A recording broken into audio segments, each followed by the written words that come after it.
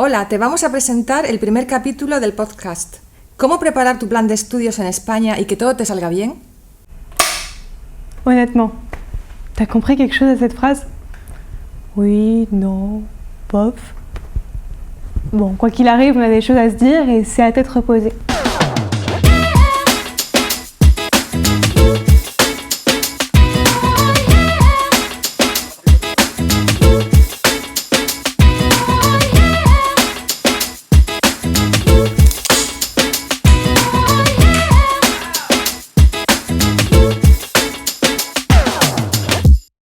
Salut! Bienvenue dans le premier épisode de notre nouveau podcast à tête reposée.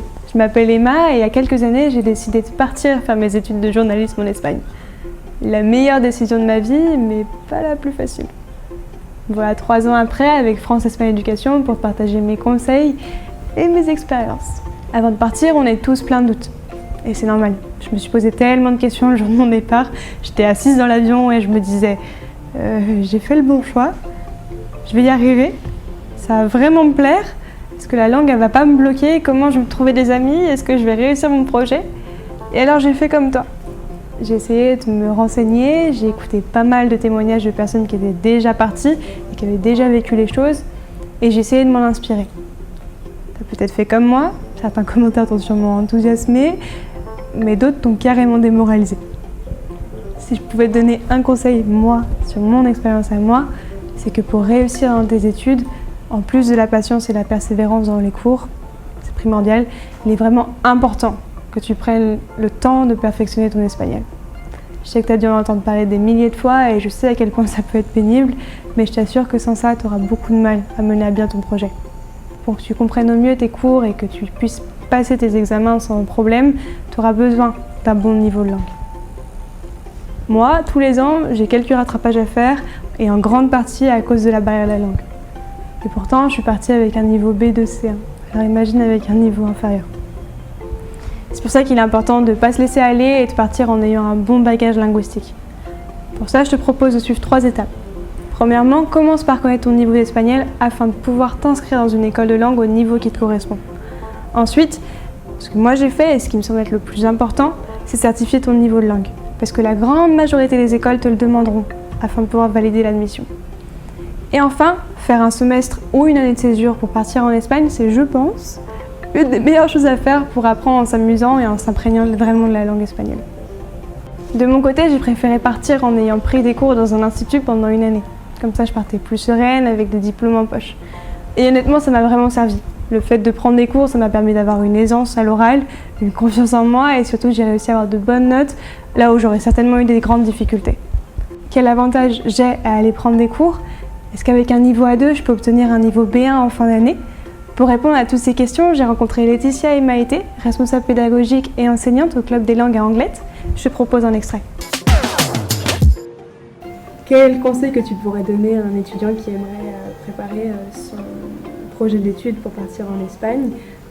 Ça serait de le programmer au moins 1 an à l'avance, en se disant que c'est pas tout d'avoir un beau projet professionnel à l'étranger, il faut vraiment s'en donner les moyens et c'est un travail sur le long terme. Donc oui, ça demande du temps, de l'investissement et il faudra qu'il se fasse accompagner de toute façon, mais par contre il faut croire en ses rêves et voilà, si on s'en donne les moyens, c'est réalisable.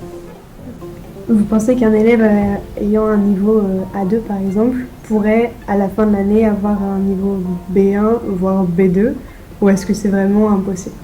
Par expérience, je dirais que passer d'un niveau A2 à un niveau B1, c'est faisable. Après, pour passer d'un niveau A2 à un niveau B2, il va falloir beaucoup plus d'investissement, beaucoup plus d'heures de formation et je dirais même il faudrait une immersion dans le pays pour pouvoir atteindre ce niveau. Merci beaucoup. Merci à toi. Il existe plusieurs écoles de langue vraiment très réputées en France. Donc il y a l'Institut Cervantes ou bien du coup le Club des langues qui sont vraiment 2 exemples fiables. Tu pourrais vraiment progresser dans de bonnes conditions au sein de leur structure. Maintenant, je dois aussi te parler de la certification d'espagnol.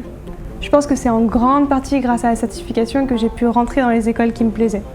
J'avais fait le choix de passer le niveau B1 et B2 dans la même année. En même temps que je passais le bac, tous les mercredis soirs, j'avais 2 heures de cours à suivre. T'imagines bien qu'au niveau du rythme, ça n'a pas été facile, mais c'était vraiment une bonne décision. Grâce à ça, j'ai pas eu à passer les examens de langue au moment des admissions dans les universités. J'ai juste eu à passer un entretien oral afin d'évaluer ma capacité à communiquer. Il existe 2 certifications officielles, le DELE et le CIELE. Donc pour faire simple, c'est une évaluation qui justifie ton niveau de langue. C'est un sujet assez technique, donc pour en parler de manière plus claire, j'ai décidé de rencontrer Peyo, directeur de la CUNZA à Saint-Sébastien, spécialisé dans la certification de DELE et de CIELE. Je lui ai posé plusieurs questions pour essayer de t'éclairer et voici ses réponses. Tu pourrais nous expliquer un petit peu les différents niveaux de langue? En espagnol, comme dans la plupart des langues, on travaille avec le système de niveau européen. Donc c'est un système qui délimite les niveaux. On démarre du niveau A1, qui est le niveau le plus débutant, qui fait A1, A2, B1, B2 et C1, C2. Sachant que C2, c'est un niveau quasiment natif. Et quelque chose qui est un peu difficile à comprendre des fois, c'est qu'on peut avoir un niveau A1 par exemple sur de l'oral et un niveau B2 sur de l'écrit. Donc c'est rare les étudiants qui ont le même niveau sur toutes les détresses linguistiques. Pour les diplômes de langue, comment ça fonctionne? Alors pour les diplômes officiels, il y en a 2 en espagnol. Il y a le DELE et le CIELE. Donc les 2 diplômes sont octroyés par l'Instituto Cervantes, qui est l'organisme qui gère l'espagnol comme langue étrangère dans le monde. Et ces 2 diplômes qui se ressemblent beaucoup, c'est à peu près les mêmes épreuves. Ce qui va changer, c'est que le DELE se fait en présentiel, en papier, avec un professeur face à face, alors que le CIELE se fait aussi en présentiel, mais sur ordinateur. Donc c'est quelque chose qui est enregistré, tu écoutes des audios. Donc c'est les mêmes épreuves, tu as compréhension de lecture, compréhension audio, expression écrite et expression orale. Ce qui va changer, c'est que le DELE, c'est un examen qui est historique, qui est là depuis beaucoup d'années et qui n'est pas très flexible. Donc par exemple, il y a peu de dates dans l'année et il faut attendre au moins 3 mois pour avoir les résultats. Alors que le CIELE, c'est un examen qui est un peu plus nouveau, donc qui est un peu moins connu que le DELE, par contre qui est beaucoup plus flexible. Tu peux avoir des dates quasiment tous les mois et tu as les résultats sur 3 semaines. Donc si tu as vraiment le temps par rapport à ton objectif d'examen, autant partir sur le DELE. Et si par contre tu es assez pressé, un peu dernière minute, dans ce cas-là, il vaut mieux partir sur le CIELE. Et en dehors de l'école, les certifications, en quoi ça peut m'être utile? Alors dans l'école évidemment, tout ce qui est scolaire, c'est un passeport pour tes études parce que c'est la seule façon de prouver vraiment officiellement que tu as un certain niveau. Et par contre dans le reste du monde, tout ce qui est en entreprise, des choses comme ça, c'est vraiment un plus pour ton CV. Quand tu pourras dire j'ai ce diplôme-là, ça veut dire que tu t'es investi pour préparer ton diplôme et que tu as voulu vraiment le démontrer. Donc c'est vraiment un gros plus sur un CV parce que si tu cherches du travail et que tu mets juste espagnol niveau B2, si tu n'as pas d'accréditation officielle, tu peux marquer C1 ou C2 aussi. Il faut vraiment avoir une preuve officielle. Tu pourrais me donner une méthode, qu'est-ce que tu me conseilles en fait pour pouvoir réussir mon diplôme, mon certificat de langue? On dit toujours qu'un mois en Espagne en école de langue, c'est peut-être une année en parcours scolaire en France. Donc c'est vraiment ça la clé, être sur place. Donc pour préparer les examens, nous on propose un cours qui est un cours hybride. Donc le matin, tu as des cours en groupe d'espagnol général, donc qui permettent en fait vraiment d'asseoir ton niveau. Et l'après-midi, tu as des classes privées individuelles qui sont vraiment de préparation à l'examen. Merci beaucoup. Avec plaisir. Merci. Hasta luego. Pour ma part, j'ai décidé de passer le DELE parce que j'avais le temps. Après, ça dépendra juste de ta situation et de ce que tu recherches. L'important, c'est que tu regardes les critères d'université qui t'intéressent. Bon, maintenant on va attaquer l'option césure. Le semestre ou l'année de césure peut être une très bonne option si tu sens que ton niveau est encore trop faible ou si tu veux te laisser du temps pour te préparer de la meilleure façon. Il existe plusieurs endroits, plusieurs possibilités, c'est juste à toi de choisir celle qui te convient le mieux. Je te donne quelques exemples. Tu peux aller prendre des cours d'espagnol intensif en alliant plaisir et travail. Tu peux aller vivre chez l'habitant pour pouvoir progresser en langue et voir si le mode de vie pourrait te correspondre. C'est important. Ou bien tu peux encore intégrer un cursus pour savoir quelle branche pourrait te plaire. Si tu veux plus d'informations sur les différentes options, je te laisse aller voir sur le site de France Espagne Éducation. On te laisse le lien en description.